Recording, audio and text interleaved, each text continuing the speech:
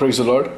மறுபடியும் இந்த எபிசோடு சந்திக்க சந்தோஷமாக இருக்குது. நம்ம இந்த சத்தியத்திற்காக நிகழ்ச்சியில் பார்க்கும்போது ஒவ்வொரு மதத்தை குறித்து பார்த்துட்டு வரோம். குறிப்பாக பார்க்கும்போது இப்போ இந்த ஆரம்ப சீரீஸ் ஃபுல்லாக பார்த்திங்கன்னா நம்ம இஸ்லாமை குறித்தும் இஸ்லாமுடைய உண்மையான அவங்களுடைய மார்க்கம் என்ன, இதை தான் போதிக்க வருகிறது, அது உண்மையான ஆபிரகாம் மார்க்கமாக, அது வந்து இஸ்லாமும் கிறிஸ்தவமும் யூதனும் ஒன்று தானா, அவங்க வணங்க கடவுள் ஒன்று தானா பார்த்துட்டு வரோம்.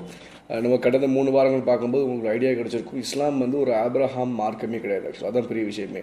அது வந்து முகமதுடைய மார்க்கம் தான், முகமதன் அப்படின்னு சொல்லுவாங்க. இஸ்லாம்னு ஒரு பேரும் கிடையாது. அது முகமதன் தான் 10ஆம் நூற்றாண்டு வரை சொல்லிட்டு வந்தாங்க. அதுக்கப்புறம் தான் இங்கே இஸ்லாம் சொல்ல வந்தாங்க. இப்போ இன்றைக்கி பார்க்கும்போது எந்த ஒரு முஸ்லீம்கிட்ட போய் கேளுங்க, குர்ஆனில் வந்து ஒரு வயலன்ஸ் இருக்கு, அதில் வந்து இப்படி வயலன்ஸ் சொல்லப்பட்டிருக்கு, அப்போ இதை குறித்து என்ன சொல்கிறீங்க அப்படி கேட்டோன்னா உடனே கிறிஸ்டியனாக இருந்தாங்கன்னா உடனே அவங்க சொல்லுவாங்க உங்கள் பைபிள்லேயும் தான் இருக்குது, அதனால் குர்ஆனில் சொல்லப்பட்ட வயலன்ஸ் எல்லாம் ஒன்று தான் அப்படிம்பாங்க. ஆக்சுவலாக நல்லா பார்த்தீங்கன்னா அவங்களுடைய லாஜிக், இஸ்லாம் சொல்ல மாட்டேன், முஸ்லீம்களுடைய லாஜிக் என்னென்னு பார்த்தீங்கன்னா பைபிள் வயலன்ஸாக இருக்குது, அதனால் குர்ஆன் வயலன்ஸ் ஒன்றும் கிடையாது அப்படிம்பாங்க. ஆக்சுவலாக ஸோ அதனால் குர்ஆன் வயலன்ஸாக இருக்குது அப்படிம்பாங்க.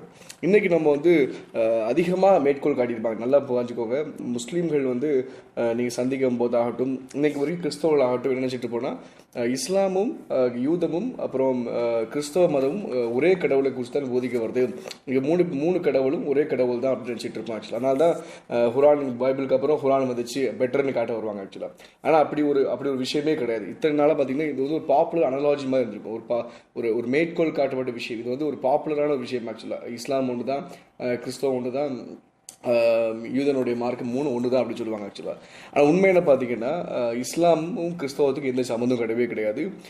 இஸ்லாமில் சொல்லப்பட்ட வயலன்ஸ் அப்படி பார்த்தீங்கன்னா அது வந்து ஒரு அரசியல் ரீதியான வயலன்ஸ். நல்லா புரிஞ்சுக்கிட்டீங்க.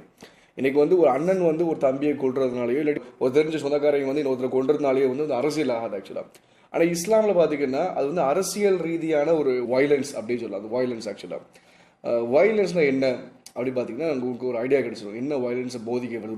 உண்மையிலே இஸ்லாம் வந்து என்ன தான் போதிக்க வருதுன்னு பார்க்க போகிறோம். நிறைய பேருக்கு என்ன விஷயம் பார்த்தீங்கன்னா, இல்லை முகமது நபி வந்து நிறைய விஷயம் நல்ல விஷயம் சொன்னாங்களே, அப்போ அதனால் பின்பற்றியே ஆக வேண்டும் அப்படின்னு சொல்லி முஸ்லீம்கள் நிறைய பேர் பார்த்திங்கன்னா நல்ல ஒரு மாட்ரேட் முஸ்லீமை போல இருக்க ஆசைப்படுவாங்க. ஆக்சுவலாக இஸ்லாமில் வந்து மாட்ரேட் முஸ்லீமு, ராடிக்கல் முஸ்லீம், அப்புறம் அது மாதிரி ஃபண்டமெண்டல் முஸ்லீம் எதுவுமே கிடையாது. ஆக்சுவலாக இஸ்லாம் தான். இஸ்லாம் வந்து எப்போ முகமது என்ன சொல்ல வந்தாரோ அன்னைக்குலேருந்து இன்றைக்கு வரைக்கும் அது ஒரே விஷயம் தான் போதிக்குது, அது எந்த ஒரு மாற்றம் கிடையாது. அதுதான் வயலன்ஸ். ஆக்சுவலாக சரி, நான் எப்படி சொல்ல வரேன் பார்த்தீங்கன்னா, பைபிளில் வந்து எடுத்துக்காட்டு சொல்லணும்னா ஆபேல் வந்து கொல்லப்பட்டான், காயின்கிற அவனுடைய சகோதரனால் கொல்லப்பட்டான். அப்போ இதுதான் வயலன்ஸ்னு கேட்டீங்கன்னா இது வயலன்ஸ் கிடையாது. இது குடும்ப தகராறு, குடும்பத்தில் ஒருத்தர் அண்ணன் அடித்தான், தம்பி செத்து போயிட்டான், இது கடவுளுக்கு எதுவும் சம்மந்தம் கிடையாது, கடவுள் சொல்லவும் இல்லை, வேறு யாரும் சொல்லவும் இல்லை, ஒருத்தர் அவருடைய சுயத்தில் இன்னொருத்தர் கொண்டுட்டார். ஆக்சுவலாக அப்போ இதுதான் சாதாரணமாக சொல்கிற வயலன்ஸ். இது வயலன்ஸ் கிடையாது, குடும்பத்தில் பிரச்சனைன்னு சொல்லலாம். ஆக்சுவலாக ஆனால் இஸ்லாமில் சொல்லப்பட்ட வயலன்ஸ் வந்து அண்ணன் தம்பி பிரச்சனையே கிடையாது. நல்லா புரிஞ்சுக்கிட்டீங்க, இது அரசியல் ரீதியான பொலிட்டிக்கல் ரீதியான பிரச்சனை. ஆக்சுவலாக ஒரு கோயிலில் போய் ஒரு ஆடு மாடு வெட்டுறதுலாம் வயலன்ஸ் ஆகாது. ஆக்சுவலி இஸ்லாமில் அதான் சொல்லவே இல்லை. அவங்க வயலன்ஸை முக்கியம் பார்த்திங்கன்னா மனிதர்களை கொள்வதுதான். மனிதர்களை வந்து அல்லாஹ்க்கு யார் அடி பண்ணலையோ அவங்களுக்கு வந்து ஒரு மறுவாழ்க்கையை கொடுக்காமல் இருக்குதான் இஸ்லாம். ஆக்சுவலாக அப்போ அல்லாஹ்க்கே அடிப்படை இங்கே நாளைக்கு இஸ்லாமில் பார்க்கும்போது அல்லாஹ் அடிப்படையை சொல்கிறாங்களே, அப்படிங்க அல்லாஹ் அடிப்படையை தான் சொல்லுவீங்கன்னா அது அந்த அல்ல நம்ம அல்லாஹ் கிடையவே கிடையாது. இப்போ தான் பிரச்சனையே.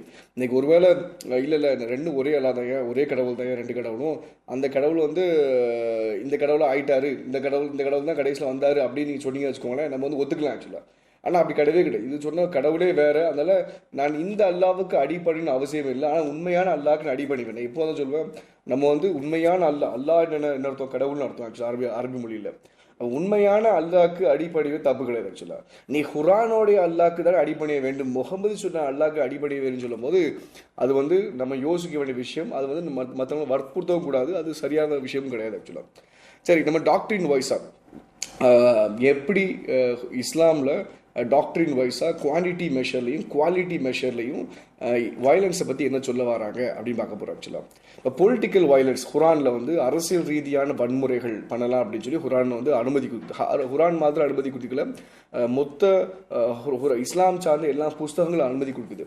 ஆக்சுவலி இஸ்லாமில் பார்த்தீங்கன்னா 3 புத்தகங்கள். ஒன்று வந்து குர்ஆன் சொல்லுவாங்க, குர்ஆன் வந்து அல்லாஹ்வால் இறக்கப்பட்டது, முகமது நபி தான் எழுதுனதுன்னு சொல்லுவாங்க. இன்னொன்று பார்க்கும்போது சீரத்துல் ரசூலுல்லாஹ், சீரா அப்படிம்பாங்க, அதாவது முகமது நபியோடைய வாழ்க்கை வரலாறு தான் சீரத்து ரசூலுல்லாஹ் சொல்லுவாங்க. மூணாவது பார்த்தீங்கன்னா ஹதீஸ் அப்படிம்பாங்க. அதுதான் வாழ்க்கை முறை, எப்படி வாழணும், எப்படி நடக்கணும், எப்படி செய்யணும், எல்லாம் ட்ரெடிஷன்ஸ் எல்லாமே ஃபாலோ பண்ணுவாங்க. அப்போது இந்த குர்ஆன் அப்புறம் அப்புறம் இந்த சீரத்து ரசூலுல்லாஹ் அது மாதிரி பார்த்தீங்கன்னா இந்த ஹதீஸ், இந்த 3 விஷயத்தை என்ன சொல்லுவாங்கன்னா ட்ரையாலஜி டெக்ஸ்ட் அப்படிம்பாங்க. ஆக்சுவலாக ட்ரையாலஜி டெக்ஸ்ட்னா இந்த 3 விஷயம், இதுதான் இஸ்லாம். இதை தாண்டி எதுவும் இஸ்லாமில் கிடையவே கிடையாது. இந்த 3 விஷயங்கள் தான் இஸ்லாம் பற்றி முழுக்க முழுக்க சொல்லப்பட்டிருக்கு. ஆக்சுவலாக இந்த 3 விஷயங்களையும் பார்த்தீங்கன்னா இந்த ட்ரையாலஜி டெக்ஸ்ட்டில் கிட்டத்தட்ட 16% இந்த ஸ்டாட்டிஸ்டிக்ஸ்லாம் எங்கே எடுத்து பார்த்தீங்கன்னா பில் வார்னர் என்று சொல்லப்படுகின்ற ஒரு மனுஷன், இவர் வந்து ஒரு PhD ஸ்காலர், இவர் வந்து இஸ்லாமுடைய ஒரு விமர்சகர்னே சொல்லலாம். ஆக்சுவலி இவர் வந்து கம்ப்ளீட்டாக 3 ட்ரையாலஜி டெக்ஸ்ட்டையும் விமர்சனம் பண்ணுபவர்.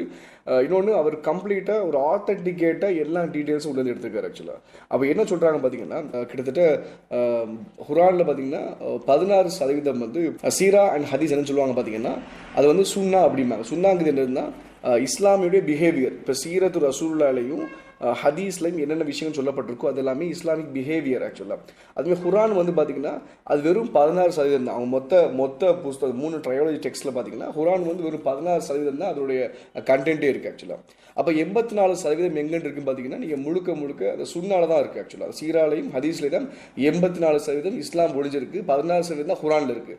அப்போ நீ குர்ஆனை நீ நிறைய பேர் பார்த்தீங்கன்னா நான் குர்ஆனை வச்சு நீ இஸ்லாம் ஆகிட்டேன், நான் குர்ஆனை மாதிரி தான் பின்பற்றுவோம், நாங்கள் வந்து சீராவை பின்பற்ற மாட்டோம், இல்லை நான் இந்த ஹதீஸை பின்பற்ற மாட்டோம்னு சொல்கிறவங்க வந்து வெறும் 16% இஸ்லாம் தான் பின்பற்றாங்கன்னு அர்த்தம், எதுவும் கிடையாது. இப்போ 84% இஸ்லாம் வந்து தெரியவே தெரியாது. ஆக்சுவலாக இப்போ குர்ஆனுங்கிறது வெறும் அவங்களுடைய அந்த 3 புஸ்தகத்தில் வெறும் 16% தான் மொத்த குர்ஆனே இருக்குது. ஆக்சுவலாக மீதி 84% சுன்னால தான் இருக்குது, அதாவது சீராலையும் ஹதீஸ்லையும் இருக்குது. ஆக்சுவலாக இப்போ இன்றைக்கி most of the Islam doctor Islam வந்து எதை போதிக்குது பார்த்தீங்கன்னா கடவுளை குறித்து போதிக்கல, அது முழுக்க முகமது நபிங்கிற ஒரு மனுஷனை தான் சுற்றி வந்துட்டு இருக்கு. ஆக்சுவலாக இன்னைக்கு பைபிளில் பார்த்தீங்கன்னா அந்தந்த புஸ்தகம், இப்போ சப்போஸ் ஜெனிசிஸ் எடுத்தீங்க, அது மாதிரி நீங்கள் சாம்ஸ் எடுத்தீங்க, இல்லை ஜெரேமியா எடுத்தீங்க, ஐசாயா எடுத்தீங்க, இப்போ ஒவ்வொரு புக்கையும் எடுத்தீங்க வச்சுக்கோங்களேன், அதில் குறிப்பாக அந்த ப்ராஃபட் லைஃப்பை பற்றி பேசியிருப்பாங்க. அந்த ப்ராஃபட் வந்து கடவுளை குறித்து என்ன சொன்னார், அந்த இஸ்ரேல் ஜனத்தை குறித்து என்ன சொன்னார், எதை நன்மைன்னு சொன்னார், எது தீமைன்னு சொன்னார், இந்த விஷயத்தை வந்து விவரமாக போட்டிருப்பாங்க. ஆக்சுவலாக ஆனால் நீங்கள் இந்த இஸ்லாம் பார்த்தீங்கன்னா அவர் எந்த ப்ராஃபட்டை பற்றி எதுவுமே இருக்காது. ஆக்சுவலாக முழுக்க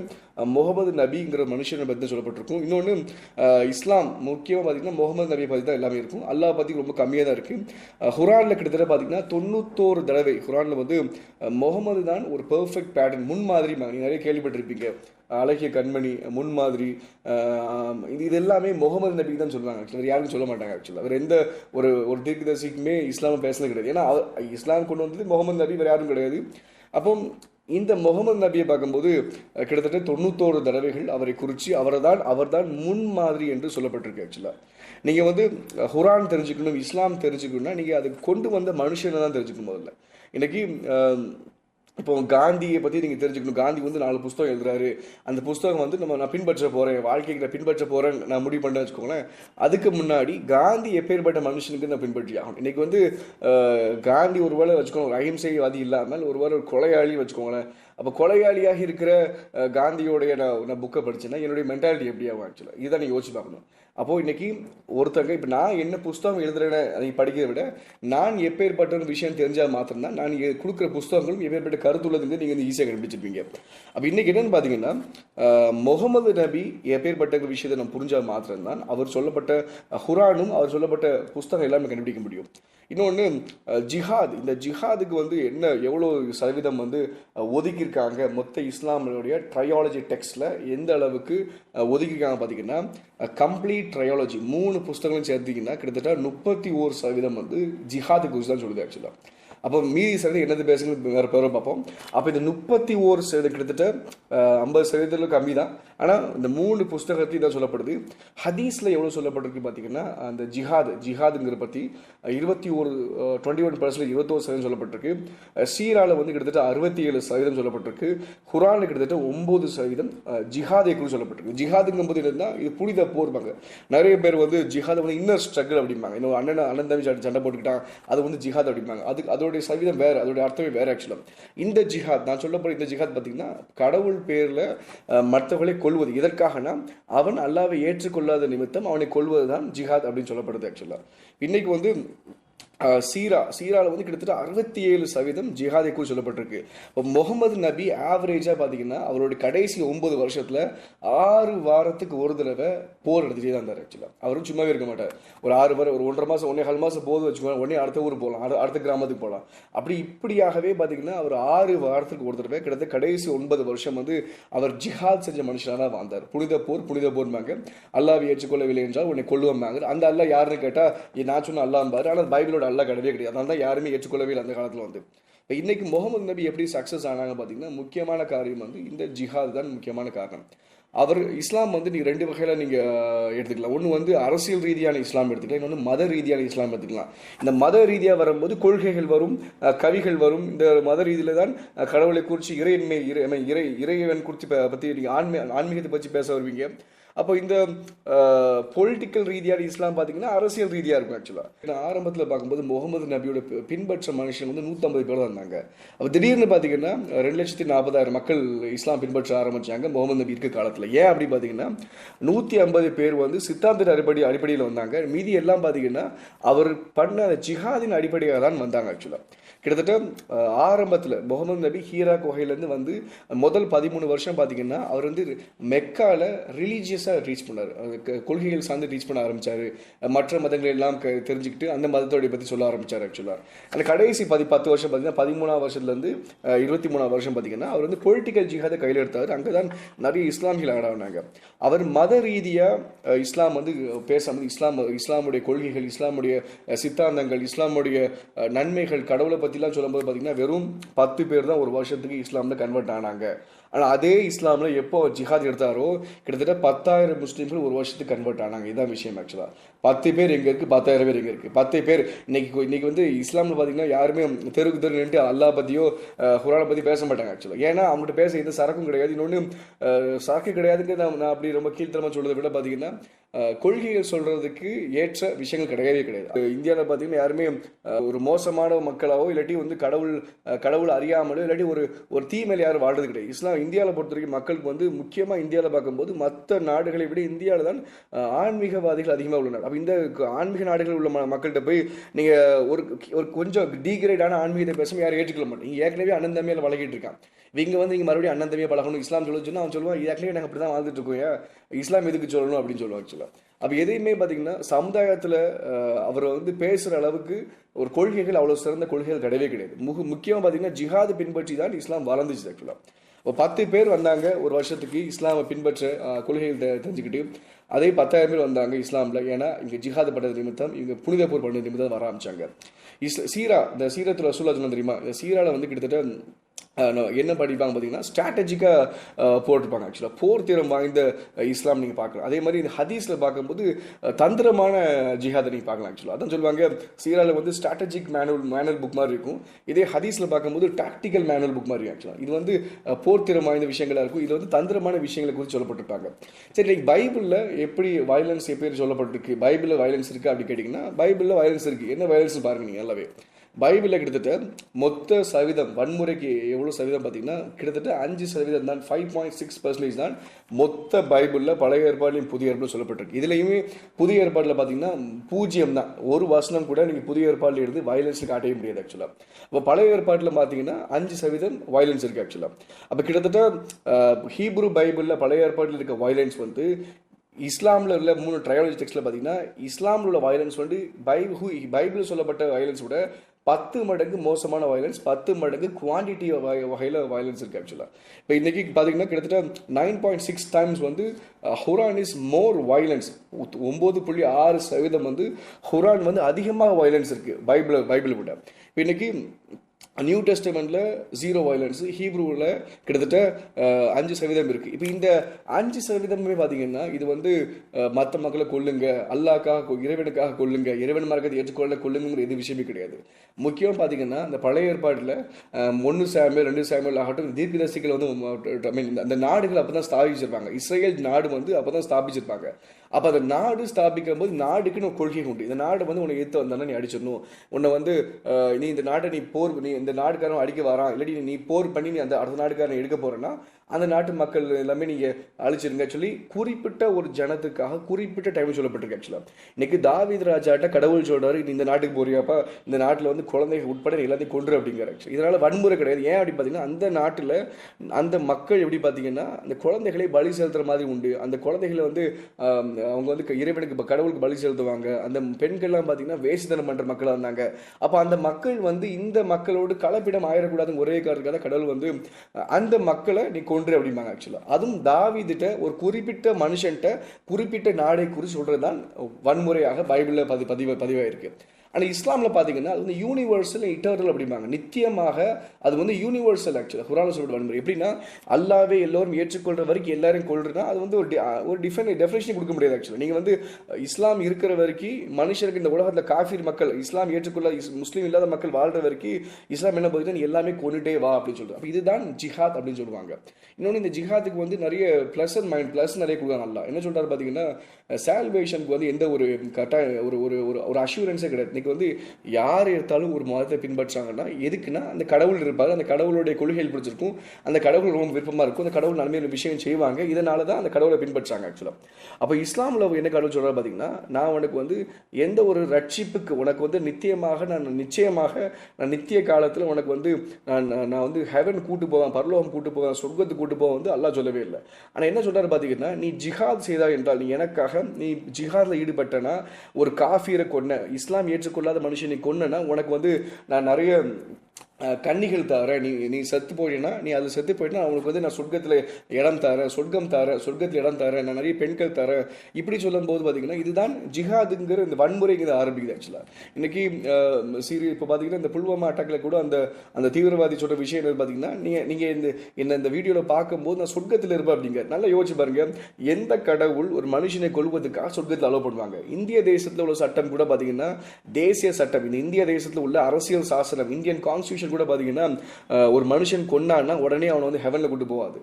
ஒரு மனுஷன் கொண்டானா அவனுக்கு ஜெயிலுக்கு போடுவாங்க, இல்லாட்டி அவனை சைக்காலஜிக்கலா அவனை மாற்றும்படியாக உதவி செய்வாங்க. அப்போ இந்த உலகத்தில் உள்ள ஒரு அரசியல் சாசனமே இப்படி உயர்வா இருக்கும்போது இந்த கடவுள் என்ன சொல்றாரு பார்த்தீங்கன்னா எந்த நம்பிக்கை அந்த பையனுக்கு, அந்த சின்ன பையன் தான் 23 வயசு அந்த பையனுக்கு, அது புல்வாமா அட்டாக்ல. அப்போ அந்த பையன் பார்த்தீங்கன்னா நான் சொர்க்கத்தில் இருப்பேன்னு சொல்றான். அப்போ இதனால தான் சொல்லுவோம் இஸ்லாம் வந்து வன்முறையை தூண்டுற மார்க்கம் சொல்ல மாட்டேன். இஸ்லாமே வன்முறை வேறு எதுவுமே கிடையாது. ஆக்சுவலாக இஸ்லாமில் வந்து ஒரு பங்கு வன்முறை இருக்குப்பா சொல்ல மாட்டேன். அது கடவுள் மார்க்கமே கிடையாது. இஸ்லாமில் சொல்லப்பட்ட அல்லாஹ் வந்து பைபிளில் சொல்லப்பட்ட அல்லாஹ் கிடையாது. நான் எப்போதுமே சொல்லுவேன் லா இலாஹா இல்லல்லாஹ், இறைவன் ஒருவனே. அது உண்மைதான். எந்த இறைவன்? அது பைபிள் உள்ள இறைவனா, குர்ஆன் உள்ள இறைவனா? நிச்சயமாக குர்ஆன் உள்ள இறைவன் கிடையாது. ஏன் அப்படி பார்த்தீங்கன்னா அந்த இறைவன் நல்ல விஷயங்களை என்னைக்கும் போதிக்கவும் இல்லை. அரசியல் வன்முறை பைபிளில் பார்த்தீங்கன்னா ஒரு பர்டிகுலர் ஹிஸ்டாரிக்கல் டைமில், ஒரு பர்டிகுலர் நேரத்தில், ஒரு பர்டிகுலர் பிளேஸில் நடந்த விஷயம் தான். இன்னைக்கு தாவீது ராஜாட்ட கடவுளுக்கு எடுத்துக்காட்டு வச்சுருங்க, நீ பிலிஸ்தேர் மக்கள் உன்னை எதிர்த்துட்டு வரா, நீ உன்னை போய் போர் பண்ணி நீ உன்னை கொன்று அப்படிங்கிறது அது அந்த தாவீது ராஜாவுக்கும் அந்த இஸ்ரேல் ஜனத்துக்கும் அந்த காலத்தில் அந்த அவங்க விரோதம் வந்த மக்களை கொல்லும்படியாக சொல்லப்பட்டிருக்கு. ஆனால் இது வந்து பைபிள் உள்ள வயலன்ஸ். இதோட நீங்கள் இஸ்லாம் வயலன்ஸ் பார்த்தீங்கன்னா அது கம்ப்ளீட்டாகவே இட்டர்னலாக இருக்கும். நித்தியமாக இருக்கும். நீ இறைவனுக்குள்ள எல்லாரும் அடிப்படை வரைக்கும் நீ எல்லாம் கொண்டு போட்டு அப்படின்னு சொல்லும்போது இதை வந்து இறைவனுடைய மார்க்குமே கிடையவே கிடையாது. இஸ்லாமில் வந்து எந்த ஒரு எப்பவுமே சொல்லுவேன் இஸ்லாமில் வந்து என்றைக்குமே ஒரு யூனிக்னஸே கிடையாது, ஒரு எக்ஸ்க்ளூசிவ்னஸே கிடையாது. பழைய ஏற்பாடுடைய கதை, புதிய ஏற்பாடுடைய கதை, அவங்களுடைய தீர்க்கதரிசிகள், சேபியர் மதத்துடைய 7 நாள் சொல்றது, யூத மதத்துடைய 3 வேளை சொல்றது, அப்புறம் ஜொராஸ்ட்ரி மதத்துடைய சொர்க்கம் பற்றி சொல்லப்பட்டிருக்கு. அரேபியன் நைட்ஸ் தான் பார்த்தீங்கன்னா அந்த பறவை பேசும், எறும்பு பேசும் கதை வரும். இப்போ இந்த எல்லா கதைகளையும் அவர் சேர்த்து வச்சுக்கிட்டு இதுதான் இஸ்லாம், இதுதான் கடவுள் சொல்லும் போது எந்த ஒரு எக்ஸ்க்ளூசிவ்னஸே சுத்தமாக கிடையவே கிடையாது இஸ்லாமுக்கு வந்து.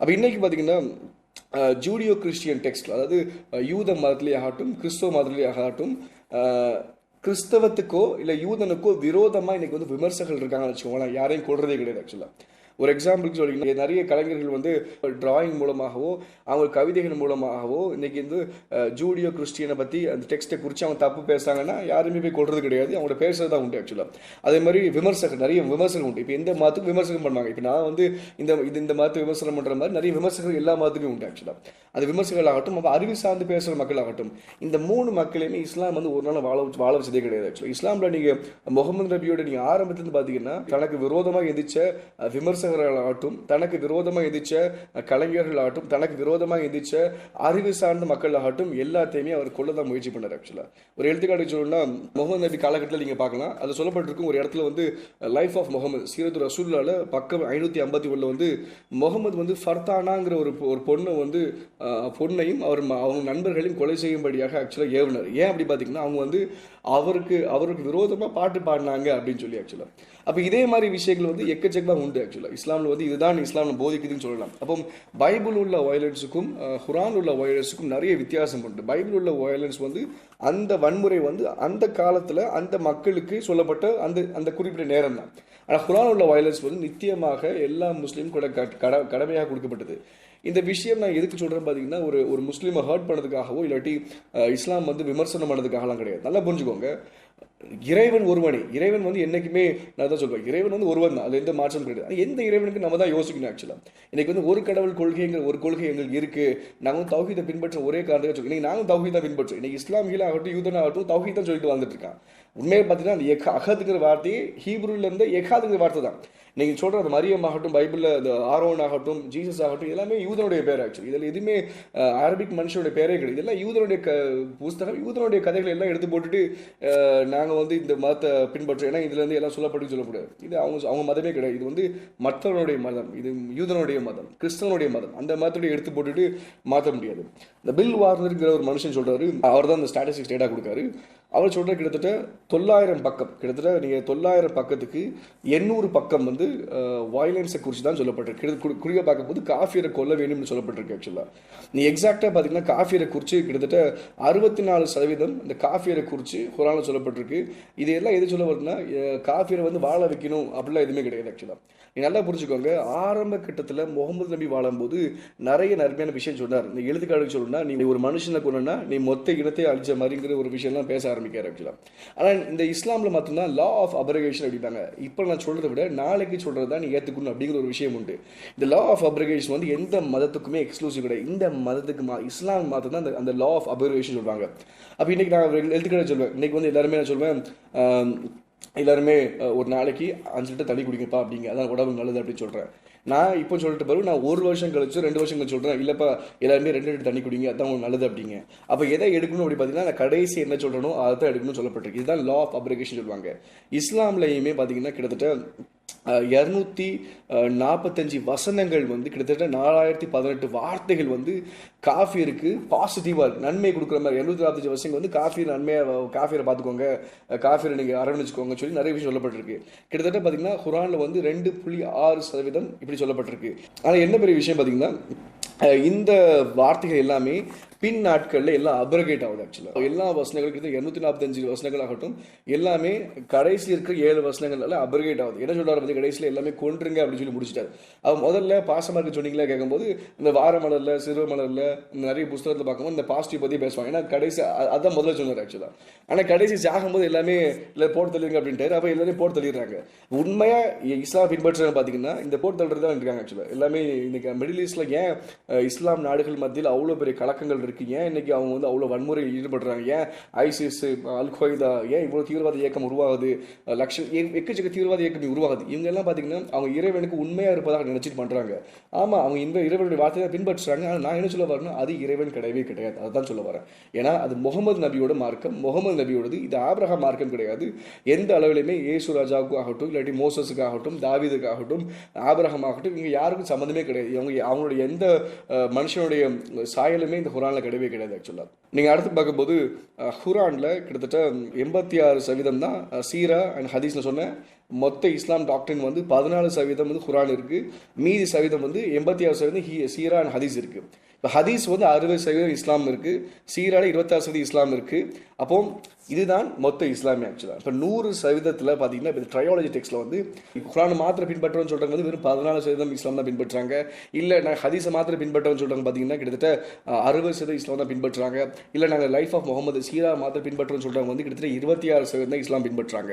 இது எல்லாமே சேர்த்தா தான் இஸ்லாமே வரும். இதுதான் 100% இஸ்லாம். ஆக்சுவலாக இஸ்லாம் வந்து அல்லாவை குறித்து 14% இருக்குது, 86% பார்த்தீங்கன்னா முகமது நபி குறித்து தான் இருக்குது. அதான் சொன்னேன், முழுக்க முகமது நபி குறித்து தான் இந்த 86% 3 புஸ்தகத்தில் சொல்லப்பட்டிருக்கு.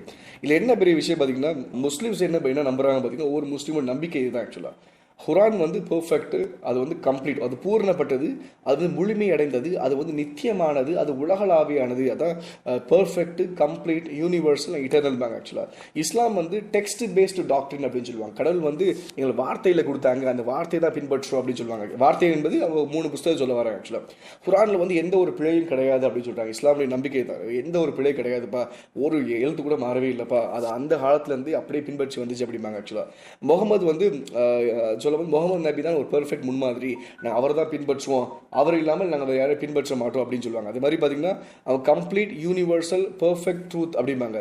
இது எல்லாமே இஸ்லாம் பற்றி சொல்ல வந்து இஸ்லாம் முஸ்லீம்ஸ் தான் நம்புறாங்க. இப்போ இன்னைக்கு என்ன ஒரு பெரிய விஷயம் பார்த்தீங்கன்னா, நான் ஆரம்பத்திலே சொன்னேன், குரானில் வந்து வன்முறை வந்து சொல்லப்பட்ட வன்முறை வந்து ஒரு குறிப்பிட்ட மக்களை பார்த்தோ, ஒரு குறிப்பிட்ட நேரத்தில், ஒரு குறிப்பிட்ட இடத்துல சொல்லப்பட்ட வன்முறை கிடையாது. பைபிளில் அப்படி வன்முறை உண்டு ஆக்சுவலாக. ஆனால் குரானுடைய வன்முறை பார்த்தீங்கன்னா முழுக்க உலகளாவியலானது, நித்தியமானது, அல்லாஹ்க்கு அடிபடுகிற வரைக்கும் எல்லாரையும் நீ வந்து கொண்டு போட்டிருக்காரு. இதைத்தான் இன்னைக்கு வந்து இஸ்லாம் பின்பற்றுறாங்க. இன்னைக்கு வந்து இஸ்லாம் பின்பற்றவர்கள் உண்மையான முஸ்லீம்ஸ், எந்த மாற்றமே கிடையாது. ஆக்சுவலாக இஸ்லாம் வந்து இதைத்தான் போதிக்கும் போது உண்மையிலே எல்லா முஸ்லீம்ஸ் அதான் பின்பற்றி ஆக வேண்டும். அதுதான் அவங்க கட்டாயத்தில் போய் நிற்பாங்க. இன்றைக்கி இந்த வீடியோஸில் நான் என்ன சொல்ல விரும்புகிறேன் பார்த்தீங்கன்னா, முகமது நபி வந்து முழுக்க எப்படி வாழ்ந்தார், என்ன சொன்னார், என்ன செஞ்சாருக்கு நீங்கள் பார்த்தாலே இஸ்லாம் என்ன புரிஞ்சுக்கலாம். ஆக்சுவலாக இஸ்லாமுக்கும் யூதத்துக்கும், இஸ்லாமுக்கும் கிறிஸ்தவத்துக்கும், இஸ்லாமுக்கும் ஆபிரஹாமுக்கும், முகமது நபிக்கும் ஆபிரஹாமுக்கும் யாருக்கும் இயேசுக்கும் சம்மந்தமே கிடையாது. இது வேற, அது வேற. அதுக்கு வந்து நம்மளால 100% ஆதாரங்கள் கொடுக்க முடியும். நான் எப்போவுமே அதை கேள்வி கேட்பேன், உங்களால் இஸ்லாம் மக்களால் ப்ரூஃப் பண்ண முடியுமா இது ஆபிரஹாம் மதம் என்று உங்களுக்கு ப்ரூஃப் பண்ண முடியுமா கேட்டிங்கன்னா முடியவே முடியாது. ஆக்சுவலாக இவர் எடுத்த எல்லா கதைகளையும் நம்ம ஆரம்பத்திலே நான் இந்த 3வது எபிசோட்லேயே சொன்னேன். ஆக்சுவலாக ப்ரீ இஸ்லாமிக் டைமில் என்னென்ன நடந்துச்சு அந்த காலத்தில், எப்படி முகமது நபிக்கு இவ்வளோ பெரிய இன்ஃபர்மேஷன் தெரிஞ்சது பார்த்தீங்கன்னா எத்தனை நம்ம சொல்ல வந்தோம். அப்போ நம்ம அடுத்த எபிசோடில் பார்க்கும்போது நம்ம இன்னும் மேலும் ஆராய்வோம், நிறைய விஷயங்களை பார்ப்போம். இது எல்லா விஷயங்களும் பார்த்தீங்கன்னா இது எல்லாமே நீங்கள் பில் வார்னர் அப்படின்னு சொல்லப்படுற அவருடைய பிஹெச்டி பண்ண அவர் இந்த புஸ்தகத்தில் சொல்லப்பட்டிருக்கு. எல்லாமே இது எல்லாமே பார்த்தீங்கன்னா எதுவுமே ஒரு ஃபேக் இன்ஃபர்மேஷனோ இல்லாட்டி ஒரு எரரான இன்ஃபர்மேஷன் கிடையவே கிடையாது. எல்லாமே அக்யூரேட் இன்ஃபர்மேஷன், ஸ்டாட்டிஸ்டிக்கலாக இது எல்லாமே உண்மையான விஷயங்கள். ஆக்சுவலாக அப்போ என்னுடைய நோக்கம் என்ன அப்படி பார்த்தீங்கன்னா, அவங்க இஸ்லாமியர்களை வந்து ஹர்ட் பண்ணும்படியாகவோ இல்லாட்டி கிறிஸ்தவ மார்க்கம் வந்து உயர்ந்த மார்க்கம் என்று காட்டுறதுக்காகலாம் இல்லை. எல்லோருக்கும் ஒரு சத்தியம் அறிய வேணும். சத்தியத்தை கேட்டீங்கன்னா தப்பு இல்லை. ஆக்சுவலாக நான் சொல்வதனாலேயே உங்களுடைய விசுவாசம் வந்து தளர போதும் கிடையாது, நான் சொல்கிறதுனாலே உங்களுக்கு விசுவாசம் கூட போதும் கிடையாது. ஆனால் நீங்கள் கடவுள் யார் என்பதை யோசிப்பதற்கு இது ஒரு வாய்ப்பாக இருக்கும். நீங்கள் பின்பற்ற மதம் கிறிஸ்தவமாகட்டும், இஸ்லாம் ஆகட்டும், ஹிந்துவிசம் ஆகட்டும், நீங்கள் பின்பற்ற மதம் சரியான மார்க்கமாக இல்லையாங்கிறது நீங்கள் யோசிக்க தப்பே கிடையாது. ஏன்னா நீங்கள் எல்லாம் கடவுளை நம்பி வாழ்கிற மக்கள். எந்த கடவுள், யார் உண்மையான கடவுளுங்கிறது கண்டுபிடிக்க தான் இந்த முக்கியமான நோக்கமே. இப்போ கடவுள் உங்கள் ஒவ்வொருத்தரும் ஆசீர்வதிக்கட்டும். அடுத்து நம்ம ஒரு நிகழ்ச்சி சந்திப்போம். Praise the Lord.